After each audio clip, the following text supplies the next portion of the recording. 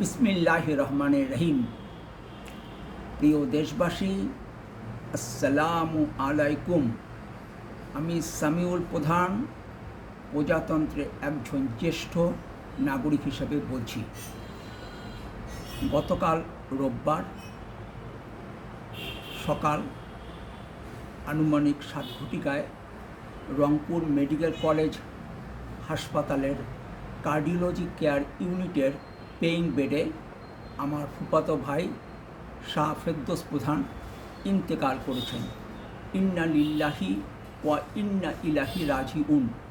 মৃত্যুকালে মরহুমের বয়স হয়েছিল 65 বছর।